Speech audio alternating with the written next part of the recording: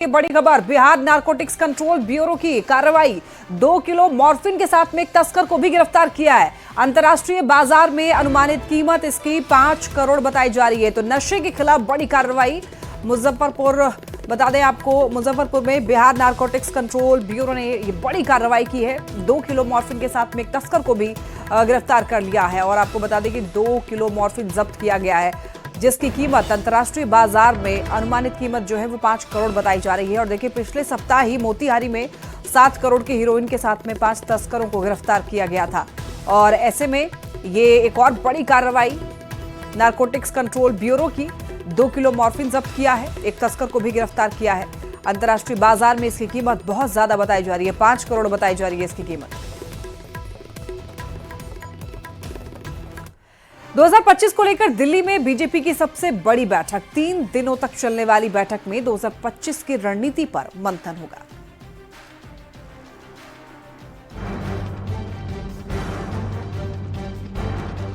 दो 2025 का सबसे बड़ा सियासी संग्राम होने वाला है। पाटलिपुत्र के सिंहासन पर एक बार फिर नीतीश कुमार को कैसे बिठाया जाए, इसकी तैयारी 2024 में ही इंद्रप्रस्थ में शुरू हो गई है। अगले साल होने वाले बिहार विधानसभा चुनाव से पहले बीजेपी अपनी रणनीति को अंतिम धार देने में अभी से ही जुट गई है। 2025 की रणनीति पर मंथन को लेकर देश की राजधानी दिल्ली में बिहार बीजेपी के कोर ग्रुप की बैठक हो रही है। महामंथन होने वाला है, जिसमें किस तरह से सहयोगी दलों से बेहतर समन्वय के साथ आगे बढ़ा जाए, किस तरह का कार्यक्रम किया जाए ताकि बेहतर समन्वय कार्यकर्ता लेवल पर, बूथ लेवल पर भी हो सके, इसको लेकर के रणनीति बनाई जा रही है।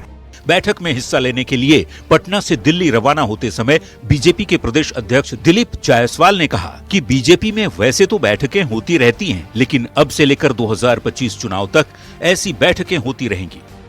निश्चित रूप से अब तो माहौल ही वही आ गया कि अभी से लेकर 2025 के चुनाव तक इन्हीं सब चीजों पर चर्चा होगी। बीजेपी की पूरी कोशिश है कि एनडीए के सभी घटक दलों के साथ बिहार में बेहतर समन्वय स्थापित किया जाए। इसी कड़ी में मकर संक्रांति के बाद बूथ स्तर तक के कार्यकर्ताओं का सम्मेलन होने जा रहा है, जिसके जरिए केंद्र और राज्य में चलने वाली सभी योजनाओं का संदेश बिहार की जनता तक पहुंचाया जाएगा। बताने की कोशिश होगी कि डबल इंजन की सरकार में बेहतर काम हो रहा है। 3 दिन के महामंथन में अगले साल होने वाले चुनाव को लेकर रणनीति को अंतिम रूप भी दिया जाएगा। न्यूज़ 18 के लिए दिल्ली से अमितेश सिंह की रिपोर्ट। बिहार में पेपर लीक कांड पर एक बार फिर से सियासत गरमाई हुई है। डिप्टी सीएम विजय सिन्हा ने कहा है कि पेपर लीक में आरजेडी के लोग शामिल हैं। तो इस पर तेजस्वी यादव ने विजय सिन्हा पर पलटवार करते हुए कहा कि विजय सिन्हा किस्मत से डिप्टी सीएम बने हैं, उनमें डिप्टी सीएम बनने की कोई क्वालिटी नहीं है। लीक में राजद के लोगों का बड़ा हाथ रहता है। बेकार का ही मुख्यमंत्री उप मुख्यमंत्री बन गए हैं किस्मत से। तेजस्वी यादव जी, रानी के पेट से राजकुमार, जंगल राज के युवराज का जन्म हुआ है। बिहार में एक बार फिर पेपर लीक पर सियासत सुलग गई है।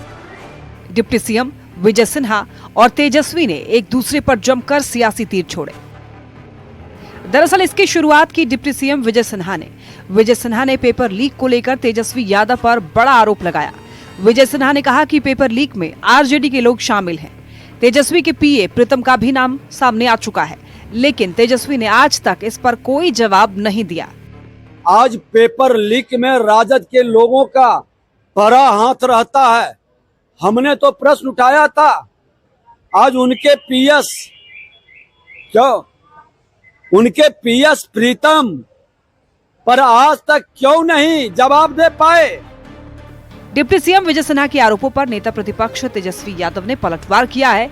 तेजस्वी ने कहा है कि जब पेपर लीक में आरजेडी के लोग शामिल हैं, तो उनकी सरकार कार्रवाई क्यों नहीं कर रही। विजय सिन्हा किस्मत से डिप्टी सीएम बन गए हैं, उनमें डिप्टी सीएम बनने की कोई क्वालिटी नहीं है। बेकार का ही मुख्यमंत्री उप मुख्यमंत्री बन गए हैं किस्मत से। इनमें कोई क्वालिटी तो है नहीं उप मुख्यमंत्री बनने की। और आपकी सरकार है, आप बड़ा बेकार का मंत्री हो। सर, अगर पेपर लीक हो रहा है, अगर उनको लगता है कि आरजेडी का इन्वॉल्वमेंट है, तो काहे हाथ पे हाथ धरे बैठे। तेजस्वी यादव ने जब डिप्टी सीएम विजय सिन्हा पर निजी हमले किए तो विजय सिन्हा भी तिलमिला उठे। विजय सिन्हा ने तेजस्वी की पारिवारिक विरासत पर हमला करते हुए कहा है कि वो रानी के पेट से राजकुमार की तरह नहीं जन्मे, सियासत में आगे बढ़ने के लिए लंबा संघर्ष किया है। रानी के पेट से राजकुमार, जंगल राज के युवराज का जन्म हुआ है, ये सच है, हम स्वीकारते हैं। हम लोग तो पोलिंग एजेंट, एक साधारण शिक्षक पुत्र पोलिंग एजेंट, वार्ड के अध्यक्ष, मंडल उपाध्यक्ष, मंडल अध्यक्ष से लेकर प्रवक्ता से लेकर के मंत्री और विधानसभा अध्यक्ष से लेकर नेता प्रतिपक्ष बने थे। विजय सिन्हा और तेजस्वी के बीच पेपर लीक से शुरू हुई सियासत एक दूसरे पर निजी हमले पर आ गई। दोनों के बीच जुबानी जंग और तंज से बिहार की सियासत एक बार फिर गर्म है। न्यूज़ 18 के लिए दिल्ली से अमितेश, पटना से धर्मेंद्र और कटिहार से सुब्रत गुहा की रिपोर्ट। आरक्षण के मुद्दे पर लालू प्रसाद और तेजस्वी यादव को मांझी ने निशाने पर लिया है। मांझी ने कहा है कि तेजस्वी आरक्षण के बारे में नहीं जानते क्योंकि वो पिता की वजह से राजनीति में आए। आरक्षण की वजह से हम सब आगे बढ़े हैं। तेजस्वी पर मांझी के निशाने के बाद राजनीति गरमाई हुई है। आरक्षण के बोलने में कह दिए कोई हक नहीं है, कोई वास्तविकता नहीं है। आजकल देश की राजनीति में आरक्षण, संविधान और अंबेडकर का जिक्र खूब हो रहा है, खासकर विपक्ष के नेताओं के मुंह से। कोई हाथ में संविधान लेकर घूम रहा है तो कोई आरक्षण के मुद्दे पर सियासत को गरमाने की फिराक में है। ऐसे ही माहौल में केंद्रीय मंत्री और हम के संरक्षक जीतन राम मांझी ने तेजस्वी यादव पर बड़ा निशाना साधा है। मांझी ने क्या कुछ कहा, खुद सुनिए। पिताजी थे मुख्यमंत्री, माताजी मुख्यमंत्री थे, इसके चलते आज वो राजनीति में है। नहीं तो कौन आंदोलनकारी उनका रहा है पृष्ठभूमि, कौन लोगों से संपर्क उनका रहा है कि जो आरक्षण के बारे में जाने और बोले। उनको आरक्षण के बोलने में कह दिए कोई हक नहीं है, कोई वास्तविकता नहीं है। आरक्षण के संबंध में वो कुछ नहीं जानते हैं। रही बात चिराग पासवान का और जीतन मांझी का, तो चिराग पासवान और जीतन मांझी उसी वर्ग से पैदा हुआ है जहां आरक्षण का लाभ लेकर के हम लोग काम कर रहे हैं। मांझी कहते हैं कि तेजस्वी आरक्षण के बारे में नहीं जानते क्योंकि वो पिता की वजह से राजनीति में आए। मांझी के बयान ने जाड़े के मौसम में बिहार की सियासी माहौल को बेहद गर्मा दिया है। माननीय मांझी जी, आप किस आरक्षण की बात कर रहे हैं? आप कहीं पारिवारिक आरक्षण की तो बात नहीं कर रहे हैं, क्योंकि आप चिराग पासवान जी का भी नाम ले रहे हैं। स्वर्गीय रामविलास पासवान जी अपने परिवार के 5 सदस्यों को सांसद बनाए। आप अपने परिवार के बेटे, बहू, समधन सबको एमएलए बनाए। मांझी के बयान पर जहां आरजेडी के नेता लाल हो गए हैं, वहीं एनडीए के नेताओं को मांझी के बयान में कुछ भी गलत नहीं लगता। राष्ट्रीय जनता दल हमेशा से सिर्फ और सिर्फ अपने और लालू परिवार की सहूलियत की राजनीति करता है। जब उनके माता पिता यानी श्री लालू प्रसाद जी और श्रीमती राबड़ी देवी बिहार की मुख्यमंत्री थीं, उस समय आरक्षण पर क्या क्या फैसले होते थे इनको जानकारी नहीं है। 2025 के बिहार विधानसभा चुनाव में अब 1 साल से भी कम का वक्त है। ऐसे में विपक्ष के नेता बार बार आरक्षण की बात कर इसे एक बार फिर सियासी मुद्दा बनाने की तैयारी में है। चूंकि जीतन राम मांझी की पहचान बिहार के बड़े दलित नेता के रूप में होती है, ऐसे में एनडीए की ओर से मांझी ने आरक्षण के मुद्दे पर तेजस्वी को जवाब दे दिया है। न्यूज़ 18 के लिए पटना से आनंद अमृतराज के साथ ब्यूरो रिपोर्ट। सीएम नीतीश 23 दिसंबर से प्रगति यात्रा शुरू करने वाले हैं। सीएम नीतीश की इस यात्रा से पहले ही तेजस्वी यादव ने माई बहन मान योजना का ऐलान कर दिया है। ऐसे में नीतीश की इस यात्रा पर सबकी निगाहें हैं। माना जा रहा है कि यात्रा के दौरान सीएम नीतीश कुछ बड़ा ऐलान कर सकते हैं।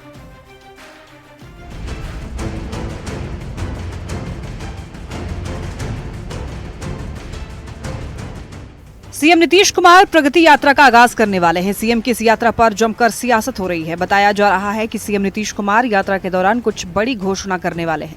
चुनावी साल में तेजस्वी यादव ने महिलाओं के लिए माई बहन मान योजना का ऐलान कर दिया है। ऐसे में नीतीश की यात्रा पर निगाहें टिक गई है। चुनावी साल में नीतीश के पिटारे से कुछ बड़ा निकलने वाला है। तो उनका एक ही मकसद है कि बिहार के हर लोग जो 14 करोड़ जनता है, उनके पारिवारिक, आर्थिक, शैक्षणिक सब हर स्तर से वो मजबूत हो, खुशहाल हो, इसके लिए वो काम कर रहे हैं। इसके बाद कुछ बड़ी घोषणा भी हो सकती है। बिल्कुल, जो वो अनुभव करेंगे, जो उनको फीडबैक मिलेगा क्षेत्र में, जो जनता उनको बताएगी, उसके ऊपर बिहार में जो काम करना होगा वो करेंगे। इस यात्रा में जा रहे हैं, महिलाओं से संवाद करेंगे, हर लोगों से करेंगे, तो जरूर इस यात्रा से आने के बाद महिलाओं के और कुछ करेंगे। सीएम नीतीश कुमार की यात्रा को लेकर के बीजेपी सांसद संजय कुमार जायसवाल ने कहा कि नीतीश कुमार चंपारण के लिए बड़ी सौगात लेकर आ रहे हैं। नीतीश कुमार अपनी यात्रा की शुरुआत पूर्वी चंपारण से शुरू करने वाले हैं। माननीय मुख्यमंत्री श्री नीतीश कुमार जी का चंपारण आगमन सदैव चंपारण के लिए बहुत ही अच्छा रहा है और इस प्रगति यात्रा में उनका आगमन चंपारण के लिए शुभ संदेश रहेगा। सीएम नीतीश की यात्रा का पहला चरण 23 से 28 दिसंबर तक का होगा। नीतीश कुमार यात्रा की शुरुआत पश्चिमी चंपारण से करेंगे। पहले चरण में 28 दिसंबर तक नीतीश कुमार 5 जिलों की यात्रा करेंगे। 24 दिसंबर को नीतीश कुमार पूर्वी चंपारण में रहेंगे। 26 दिसंबर को नीतीश कुमार की यात्रा शिवहर और सीतामढ़ी में होगी। 27 दिसंबर को मुजफ्फरपुर में नीतीश की प्रगति यात्रा होगी। 28 दिसंबर को वैशाली में पहले चरण की यात्रा का समापन होगा। नीतीश अब तक के कार्यकाल में 14 यात्राएं कर चुके हैं। इस बार प्रगति यात्रा का मकसद जनता को बिहार की प्रगति के बारे में बताना है। शराबबंदी का बड़ा फैसला हो या फिर महिला सशक्तिकरण की योजनाएं हो या फिर स्वास्थ्य और नौकरी और रोजगार को लेकर नीतीश के काम, नीतीश जनता के बीच जाएंगे और अपना काम बताएंगे। न्यूज़ 18 के लिए पटना से आनंद अमृतराज, शैलेंद्र कुमार की रिपोर्ट। और अब पटना से विशिष्ट शिक्षकों से जुड़ी एक बड़ी खबर है। देखिए, विशिष्ट शिक्षकों की नियुक्ति पदस्थापन को लेकर के आदेश, पूर्व में आवंटित नियुक्ति पत्र होंगे निरस्त। देखिए, 23 दिसंबर से शिक्षकों का नियुक्ति पत्र जारी होगा। डीईओ को सॉफ्टवेयर पर लिंक कराया जाएगा उपलब्ध। और देखिए, 26 दिसंबर से डीईओ नियुक्ति पत्र का प्रिंट निकालेंगे। तो प्रिंट निकाल करके शिक्षकों को वितरित करेंगे डीईओ। नियुक्ति पत्र डिजिटल हस्ताक्षर से निर्गत होगा और डीईओ के स्तर से फिर से एक आदेश जारी होगा। जो जहां पर कार्यरत है वहीं होगा पदस्थापन। तो 1 से 7 जनवरी तक विशिष्ट शिक्षक योगदान देंगे और योगदान की तिथि से शिक्षक कहलाएंगे। विशिष्ट शिक्षक योगदान तिथि से निकाय शिक्षक के रूप में विरमित 1 जनवरी से विशिष्ट शिक्षकों को वेतन मिलेगा। तो ऐसे में बताते चले आपको काउंसलिंग और ज्यादा जानकारी के लिए न्यूज़ 18 संवाददाता रजनीश हमारे साथ जुड़ रहे हैं। तो रजनीश, देखिए, विशिष्ट शिक्षकों को लेकर के एक खबर सामने आ रही है, पूरी जानकारी दीजिए। बिल्कुल, देखिए, हाल ही में सीएम नीतीश कुमार ने घोषणा की थी कि जो जहां हैं वहीं रहेंगे, शिक्षकों की ये जो मांग है ये पूरी करेंगे। और उसके बाद एक रूल चेंज हुआ और कैबिनेट में जो है नई नियमावली पर जो है मोहर लगी है। उसके बाद शिक्षा विभाग ने अभी एक पत्र जारी कर दिया जिसमें साफ कहा है कि जो नियुक्ति पत्र डीईओ के हस्ताक्षर से मिला है वो अब निरस्त कर दिया जाएगा और अब नए नियुक्ति पत्र जो है वितरित किए जाएंगे। कुल मिलाकर ये है कि जो भी शिक्षक अभी सक्षमता पास किए हैं उनकी ज्वाइनिंग पहले कराई जाएगी।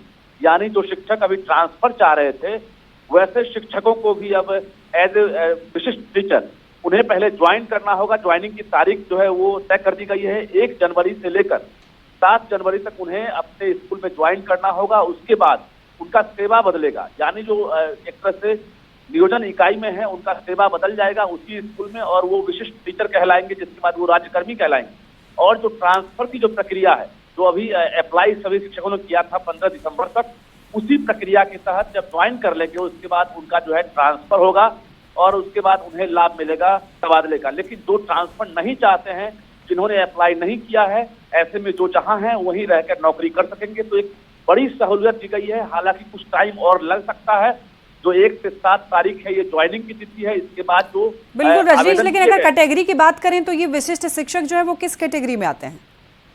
देखिए, ये नियोजित टीचर थे और इन्हें सक्षमता परीक्षा पास करने के बाद सरकार ने राज्यकर्मी का दर्जा देने का फैसला लिया है और इसको लेकर अब जो है ये लोग तमाम नियुक्ति पत्र फिर से प्राप्त करेंगे और इसके बाद अपने ही स्कूल में ज्वाइन करेंगे।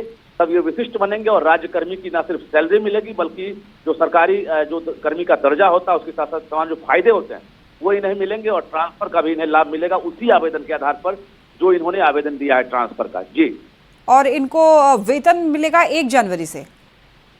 देखिए, 1 जनवरी से योगदान की तिथि और उसी तारीख से अब ये राज्यकर्मी का दर्जा प्राप्त करेंगे। उसके बाद जो है ये राज्यकर्मी का वेतन पाने लगेंगे। हालांकि 1 से 7 तक इनको तय डेट दिया गया है, उस बीच में इन्हें ज्वाइन करना है। कुल मिलाकर ये कहें कि डिजिटल रूप से हस्ताक्षर जो एक तरह से नियुक्ति पत्र है वो अब इन्हें प्राप्त होगा, जिसको लेकर डीओ को आदेश दिया गया है और डीओ जो है 23 तारीख से ये जो औपबंधिक नियुक्ति पत्र है उसे वो जारी करेंगे। शिक्षा विभाग के जो पोर्टल है उसके ऊपर जो है उपलब्ध रहेगा। जी, ठीक है, बहुत धन्यवाद आपका इन तमाम जानकारियों के लिए रजनीश।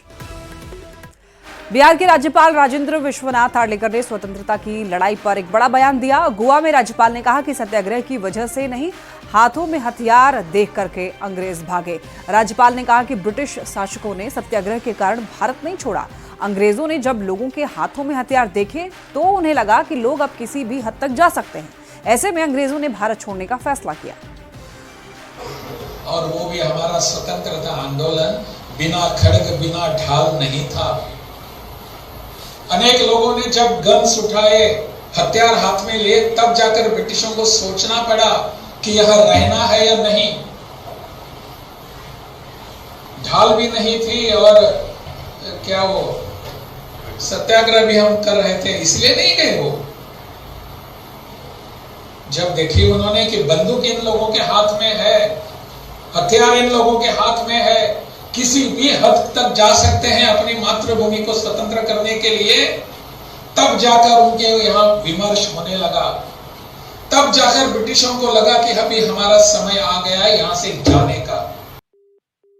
वहीं देखिए, बिहार के राज्यपाल के बयान का बीजेपी ने समर्थन किया। बीजेपी प्रवक्ता अरविंद सिंह ने कहा कि राज्यपाल ने 100% सही बयान दिया है। स्वतंत्रता की लड़ाई में दो तरीके के लोग थे, एक शांतिप्रिय थे और दूसरे क्रांतिकारी थे, क्रांतिप्रिय थे।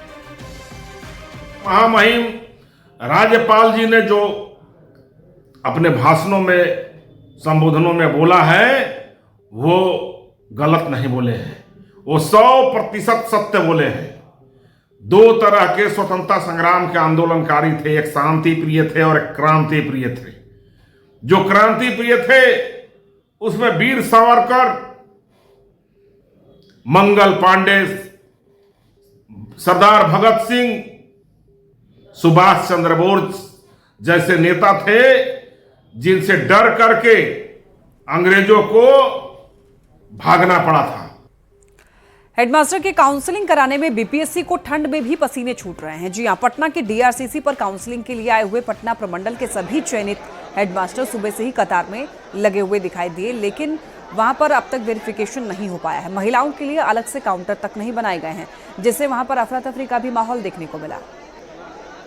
चयनित एचएम की काउंसलिंग दूसरे दिन भी जारी है, लेकिन राजधानी पटना के डीआरसीसी सेंटर पर जो एचएम है उन्हें भारी परेशानियों का सामना करना पड़ रहा है। कहा जा रहा है सुबह 8 बजे से ही सभी कतार में लगे हुए हैं।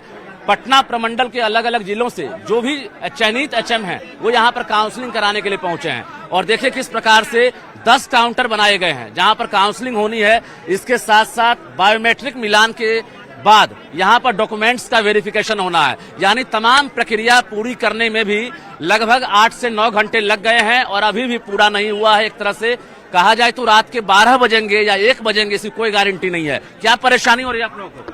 परेशानियों का अंबार लगा हुआ है यहाँ पे। सबसे बड़ी बात यह है कि बीपीएससी जैसी संस्था से परीक्षा लेकर के शिक्षक को यहाँ भेड़ बकरियों की तरह दौड़ाया जा रहा है। बड़े बड़े बैग, कैमूर, भभुआ, सासाराम, न जाने कितने दूर से लोग आए हुए हैं। सुबह में छोटे बच्चे हैं, महिलाएं हैं, वृद्ध अवस्था में है, खड़े खड़े पैर दुख रहा है, लेकिन व्यवस्थाओं की घोर कमी है। 8 बजे से हम लोग 8 ही बजे से आए हुए हैं और अभी तक पहले तो मेल फीमेल सारे लोगों को एक साथ लगा दिया गया भेड़िया की तरह गेट पर। हम लोग धक्का देने के बाद गेट तक आए, उसके बाद गेट जबरदस्ती बंद कर दिया गया है। हम लोग चले गए, फिर पता चला मेल फीमेल का अलग लाइन लगेगा। फीमेल का लाइन भी लगा, उधर भी धक्का। मेल फीमेल के लिए अलग काउंटर नहीं है यहाँ पर? नहीं था, अलग काउंटर नहीं है बिल्कुल। हाँ। फिर उसके बाद अभी पता चला उस स्लॉट पहले दिया गया था कि फर्स्ट स्लॉट में है, उसके बाद अब फिर मैसेज आता है लाइन में लगने के बाद दोबारा कि आपका चौथे स्लॉट में है। 10:30 मैसेज आया है। हाँ, 10:30 पौने 11 में लाइन दोनों तक धक्का मुक्की खाने के बाद धक्का मुक्की हुई है। हाँ, धक्का मुक्की हुई है। मतलब जाहिर है जिस प्रकार से बहुत है, काउंटर की संख्या बहुत कम है, बहुत ज्यादा अव्यवस्था है, कोई भी चीज व्यवस्थित नहीं है। और स्लॉट यदि बांट भी दिया जाता है तो भी यहाँ लोगों को पहले स्लॉट का पहले होता नहीं है, तीसरे स्लॉट वाले के काउंसलिंग कोई गारंटी है कि नहीं? कोई गारंटी नहीं है। कब होगी काउंसलिंग? हम लोग 8 बजे से खड़े हैं। मैं काउंसलिंग के लिए कल आया हूँ, कल 12 बजे रात्रि में गया, आज आके रिक्वेस्ट किया हूँ कि मैं कल था इसलिए कंसीडर करो, कुछ नहीं हुआ। आप इधर फोकस करिए, दिखाने के लिए अधिकारियों को टोकन सिस्टम लगा है, इधर फोकस करके थोड़ा दिखाए। टोकन सिस्टम अधिकारियों को दिखाएंगे कि बड़ी व्यवस्था किया है, टोकन से हम बुलाते हैं, लेकिन ये स्थिति देखिए क्या है, यहाँ पे दिव्यांग लोग हैं, उनके लिए कोई व्यवस्था नहीं, क्या नाम बेसिक सुविधा। डॉक्टर सत्येंद्र कुमार, ये परेशानी है और हम लगातार दिखा रहे हैं कि देखिए जिला प्रशासन के साथ साथ शिक्षा विभाग के जो अधिकारी हैं उनकी यहाँ पर ड्यूटी लगाई गई है। दो डीपीओ जो हैं यहाँ पर ड्यूटी पर तैनात हैं। उसके बाद जो है यहाँ लगातार जो व्यवस्था है आपको दिखा रहे हैं। ऐसे में समझ सकते हैं कल तक का वक्त दिया गया है, काउंसलिंग कैसे संभव होगी। सवाल कई है कि आखिर काउंसलिंग की कैसी तैयारी थी, जब यहाँ पर एचएम पहुंच गए हैं तो उनकी काउंसलिंग समय पर क्यों नहीं हो रही है। कैमरामैन दीपक के साथ रजनीश कुमार, न्यूज 18 पटना। और इसी के साथ खबरें लगातार जारी है, आप देखते रहिए न्यूज।